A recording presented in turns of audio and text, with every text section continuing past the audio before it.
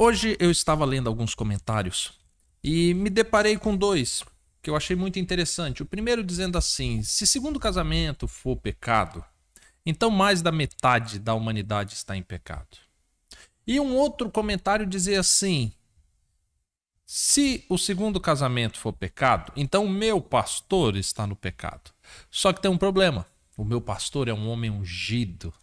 E agora? Como é que a gente lida com esses fatos? Como é que a Bíblia reporta esse tipo de situação? Olá, família, tudo bem com vocês? Comigo tá tudo ótimo, graças ao nosso bom Deus. Você já viu que hoje nós vamos falar de um assunto polêmico e delicado e não compartilhe esse vídeo nos grupos da sua igreja, no grupo de família, porque você vai arrumar problema para você. Não faça isso. Quando nós olhamos essa questão do segundo casamento, nós vamos hoje falar abertamente sobre um problema muito sério. Mas antes de falar de um problema sério, antes de falar de pastores, eu quero dizer para você o seguinte: a nossa sociedade chegar aonde ela chegou, isso é profético. Então, a Bíblia deixa bem claro que nos últimos dias os homens seriam amantes de si mesmo, que os homens seriam... quando você vai para 2 Timóteo, no capítulo 3, fala bem assim, nos últimos dias sobrevirão tempos difíceis, os homens serão amantes de si mesmos, gananciosos, presunçosos, soberbos, blasfemos, desobedientes a pais e mães, ingratos, profanos, sem afeição natural, irreconciliáveis, e a lista segue. Quando fala que eles seriam irreconciliáveis, significa que dentro de um casamento, onde Jesus falou assim, que você perdoa 70 vezes 7, não existe mais essa história. Nós estamos falando de uma geração que é irreconciliável. Nós estamos falando de uma geração que não perdoa. Nós estamos falando de uma geração que erra o tempo todo, mas se alguém errar contra ela, isso é imperdoável. É essa geração. Então, vamos entender o contexto onde nós estamos vivendo. Vamos entender o contexto que se eu quiser viver aquilo que a Bíblia me ensina, eu vou ter que ir na contramão do mundo. Eu vou ter que bater de frente com a minha sociedade, com a minha comunidade, com a minha liderança religiosa, porque nós estamos vivendo numa geração de pessoas irreconciliáveis. É isso o contexto que nós estamos vivendo. Então, quando nós falamos de igrejas, de pessoas, de pastores que são irreconciliáveis e se casam de novo, e se der errado, se casa de novo, e de novo, e de novo, e aí casa 7, 8, 9 vezes, nós estamos falando do normal, porque isso é normal. Nós estamos na geração que é normal. Agora, porque é normal é certo? Certamente que não. Agora, um dos comentários dizia assim: Diego, se segundo casamento for pecado, então metade da humanidade está no pecado. Deixa eu te falar uma coisa, atualizar esses dados. Não é que metade da humanidade está no pecado. Toda a humanidade está no pecado. Toda a humanidade. A diferença é que a Bíblia fala que poucos são escolhidos, poucos abrem mão dessa vida, poucos se dedicam a uma consagração, a uma mudança de vida, a se empenhar a se tornar cidadão do reino do céu. Poucos. Então a salvação não é uma ação democrática, não é pela maioria, não é inclusivo a todos, não. Embora todos tenham a oportunidade de ser salvos, a Bíblia deixa bem claro, esse número é poucos. É uma pequena quantidade. Não são muitos. Você olha para a nação de Israel, quando Jesus veio, foram poucos aqueles que tiveram um encontro com o Mestre, que mudaram sua vida, que dedicaram a sua vida a pregar aquele evangelho. Foram poucos. Dos 12 discípulos escolhidos a dedos, teve um que ainda se perdeu. Então são poucos. Muitos são chamados, mas são poucos os escolhidos. Então, essa estatística de normalidade, de popularidade, não pode transformar a Bíblia em certo ou errado. Não é porque todos fazem que se torna certo. Não existe uma jurisprudência popular no que diz respeito à Bíblia. A palavra do Senhor nos assegura que Deus não muda. Aquilo que ele disse que era pecado, continua sendo pecado. Quando Deus cria o ser humano e eles se unem, se transformam em uma só carne diante de Deus, é até a morte. E ponto final. Isso não mudou. O nascimento de Cristo não mudou isso. A morte de Cristo não mudou isso. Não houve absolutamente nada que mudou essa característica que foi concedida ao ser humano na criação da humanidade, quando nem pecado existia ainda. Deus fez o homem uma só carne, quando nem pecado ainda existia. Então o pecado não é capaz de separar homem e mulher. O homem não é capaz de separar homem e mulher. Em Mateus 19, Jesus fala assim, que aquilo que Deus une, eu ia falar somente Deus separa. Na verdade, Deus falou assim, opa, eu uno, mas eu não separo não. Quem separa é a morte. Deus diz que o homem é incapaz de separar aquilo que ele uniu, e o próprio Deus diz, se eu unir, eu não separo mais não. É só a morte. Se vier a morrer, aí está separado. Caso ao contrário, não separa. Mas aí você se pergunta assim, tá bom, Diego, mas e o que falar dos pastores? São homens ungidos por Deus, pregadores da palavra, homens santos. Pera aí que agora me deu até sede. Vamos entender algumas coisas. Primeiro, nós estamos falando de um cargo, de uma função que, biblicamente, ela não se aplica aos dias de hoje. A Bíblia trouxe, principalmente no período de Israel, os levitas. E esses sim exerciam papéis de pastores. Por quê? Porque eles ministravam a favor da nação, eles realizavam as ofertas, faziam os sacrifícios, todos os serviços sacerdotais, eram eles. Só que quando Cristo vem, Cristo extingue o serviço levita, o sacerdócio. O santuário, ele foi extinto, o véu se rasgou. Cristo disse que aquele santuário seria destruído e outro seria reerguido em 3 dias, que era ele mesmo.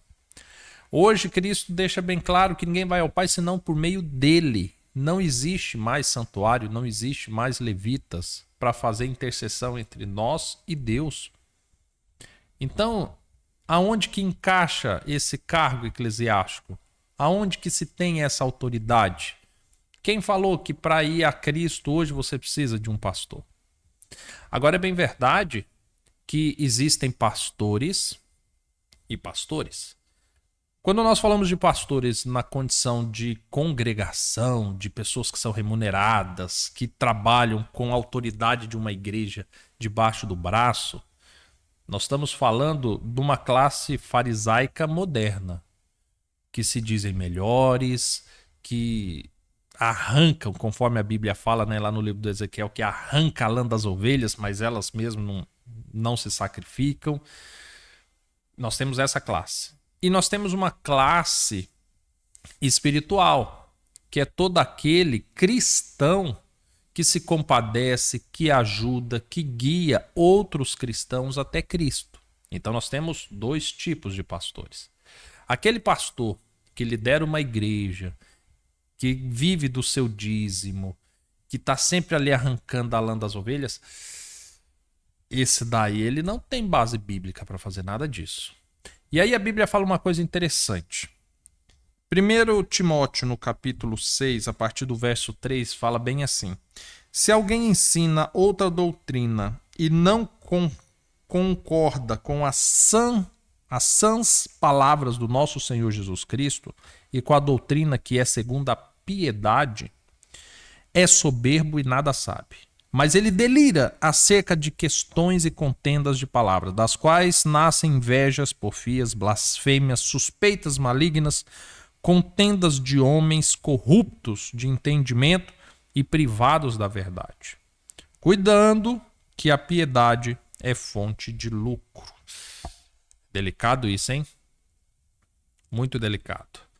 Mas eu me atento aqui quando é dito que esses são soberbos e nada sabem.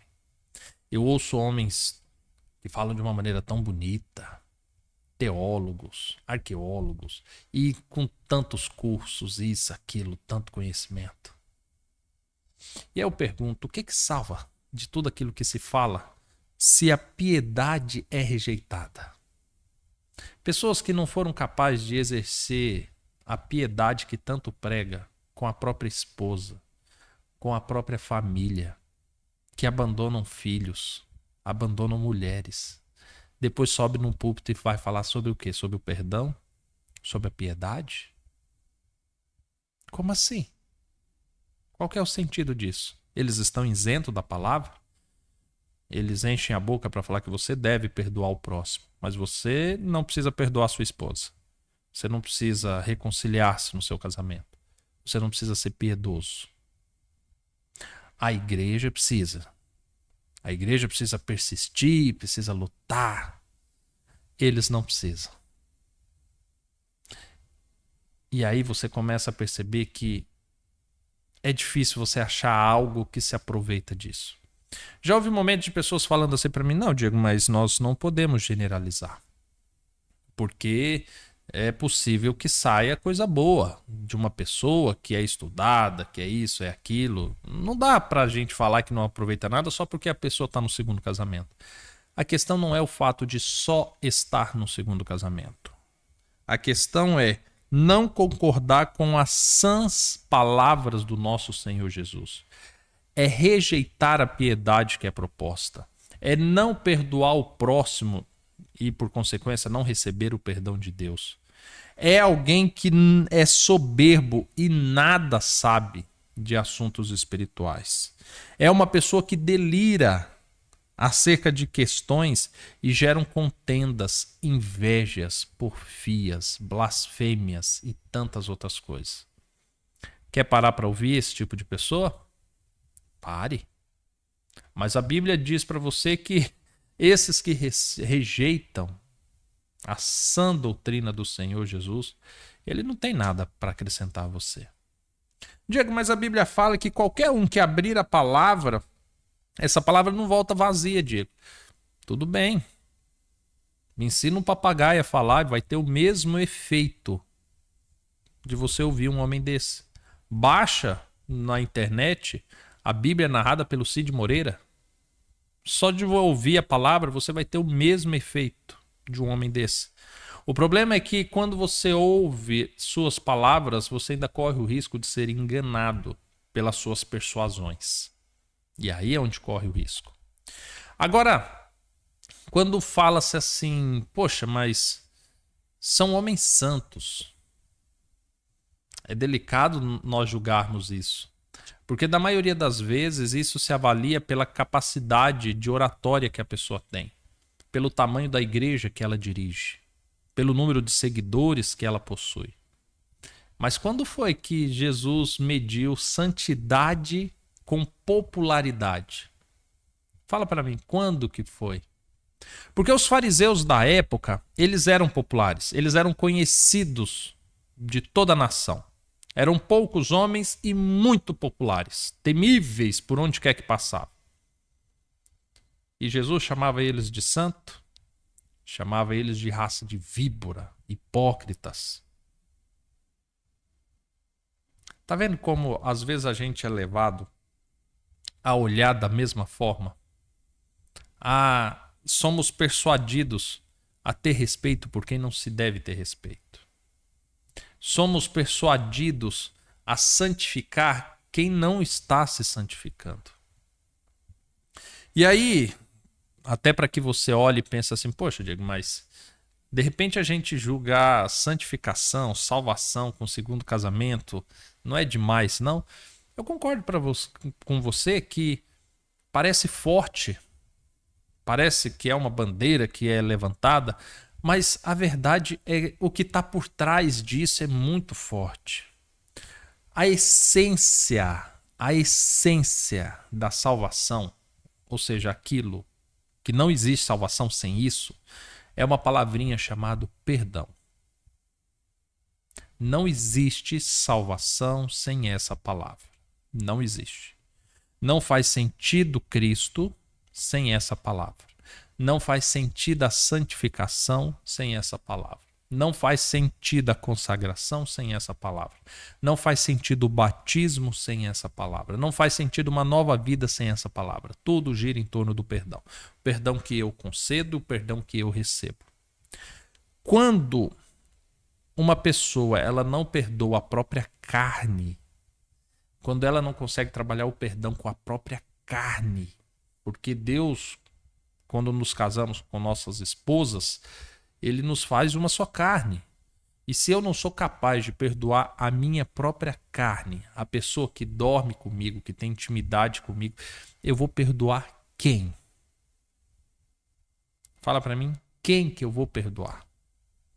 Se não dá para confiar numa pessoa que cumpriu um compromisso com a própria esposa, com o próprio marido, essa pessoa vai cumprir compromissos com quem?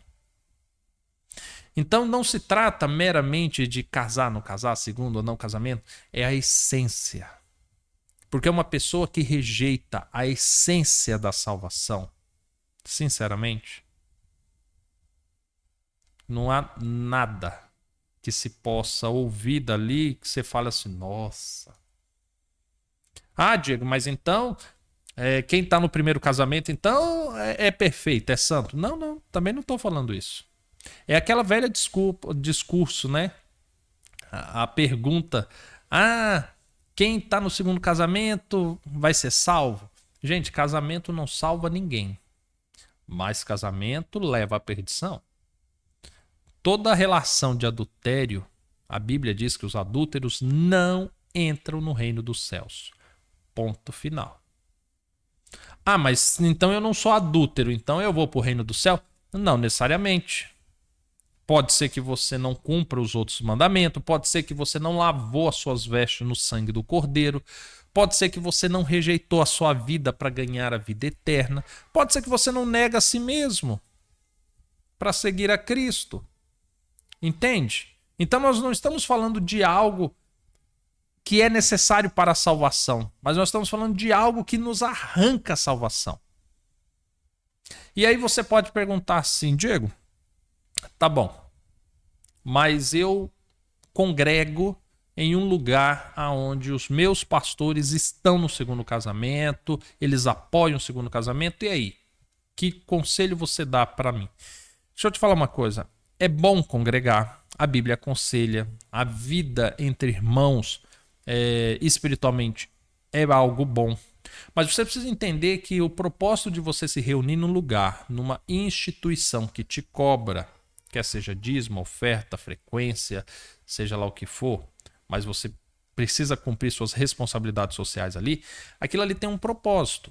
Espiritualmente é um lugar que você vai para adorar, para buscar a Deus. Apenas isso. Só que se você está indo buscar em um lugar onde as pessoas que intercedem ali não são ouvidas por Deus, como assim, Diego? É porque a Bíblia fala que o homem que despreza sua esposa, até a sua oração é abominável. Se você tem um pastor que desprezou a sua esposa, a oração dele é abominável diante de Deus. Se você ler Malaquias 2, Deus fala assim, olha, porque vocês oram e choram, e inundam o meu altar e eu não olho para suas ofertas. E aí Deus responde, e vocês me perguntam por quê? Porque foste desleal com a mulher da vossa mocidade. Ou seja, quando você tem uma liderança, pessoas que estão ali para prestar um culto de adoração a Deus, mas elas estão numa condição que Deus reprova, você está participando da mesma panela. É um conjunto, é uma adoração coletiva, não é uma adoração individual. Se você quiser uma adoração individual, você vai sozinho na hora que não tem ninguém, então você adora a Deus aonde quer que você esteja. Você quer participar de uma adoração coletiva, em grupo, então você precisa se preocupar que pessoas santas e que se dedicam para isso estão coordenando isso, estão participando disso. A Bíblia fala onde tiver 2 ou 3 reunidos em seu nome e unânimes. Então Deus se faria presente. Deste modo, se você está num lugar onde tem separações, onde tem tudo isso que ele falou, contendas de palavra, invejas, porfias, blasfêmias, suspeitas malignas, contendas de homem e rejeitam a piedade, Deus não está ali. E eu digo para você, você está perdendo seu tempo. Que Deus te abençoe. Eu sempre digo para você, né, se inscreva no canal, ative o sininho, se torne membro se você puder. Até recomendo, né, compartilhe esse vídeo. Eu acho melhor você não compartilhar esse vídeo, não. Toma para você como um conselho, como uma orientação pessoal. Mas dessa vez eu não vou falar para você compartilhar nos grupos do WhatsApp, do Telegram. Primeiro porque eu sei que iria exigir muita coragem da sua parte. Eu sei que você teria que estar disposta a sustentar essa verdade, se você assim acredita também. E pode ser que não seja a hora ainda. Então, assim, para evitar problemas, apenas curta esse vídeo, deixe nos comentários o que você vê desse assunto também. Quero ouvir sua opinião. E nós nos vemos num próximo vídeo. Até mais, família. Tchau, tchau.